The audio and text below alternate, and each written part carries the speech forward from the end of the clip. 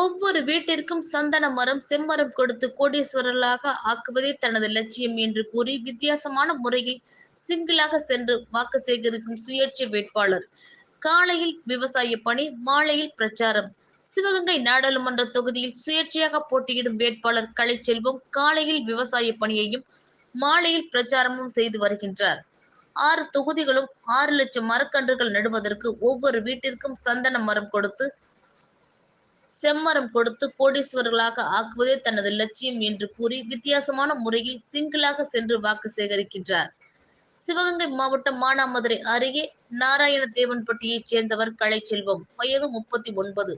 இவர் சிவகங்கை நாடாளுமன்ற தொகுதியில் சுயேட்சையாக போட்டியிடுகின்றார். அவருக்கு கிரிக்கெட் மட்டை சின்னமாக ஒதுக்கப்பட்டுள்ளது. விவசாயியான இவர் அவரது நிலத்தில் நெல் அறுவடை செய்தல், களத்தில் நெல்மணிகளை தூற்றுதல், ஆடு மாடுகளை பராமரித்தல் போன்ற பணியில் ஈடுபடுகின்றார். தொடர்ந்து தினமும் மாலையில் தீவிர பிரச்சாரத்தில் ஈடுபடுகின்றார். சிங்கிளாக இருசக்கர வாகனத்தில் சென்று வீடு வீடாக தனது வாக்குறுதிகளை சொல்லி வாக்கு சேகரிக்கின்றார். இது குறித்து கலைச்செல்வம் அளித்த பேட்டியில், காலையில் விவசாய பணிகளை செய்வேன், அதுதான் எனக்கு வாழ்வாதாரம். மக்கள் பணியில் ஈடுபட தேர்தலில் நிற்பதால் மாலையில் பிரச்சாரம் செய்கின்றேன். இயற்கை விவசாயத்துக்கு முக்கியத்துவத்தை எடுத்துரைப்பேன். பொதுமக்களுக்கு வீட்டுக்கு ஒரு சந்தன மரம், செம்மரம் வளர்க்க வலியுறுத்தி உறுப்பினர் நிதியிலிருந்து பராமரிப்பேன். 20 ஆண்டுக்குள் அவர்களை கோடீஸ்வரராக ஆக்குவேன். ஒவ்வொரு கிராமத்திலும் போக்குவரத்து, குடிதண்ணீர் போன்ற அடிப்படை வசதிகளை அமைப்பேன் என தனது வாக்குறுதிகள் மக்களிடம் எடுத்துரைத்து வருகின்றார். முழுக்க முழுக்க விவசாயிகளை நம்பியே தேர்தல் களத்தில் இறங்கியுள்ளதாகவும், எனக்கு ஆதரவு இருக்கின்றது, வெற்றி பிரச்சாரமாக இருப்பதாக கூறுகின்றார்.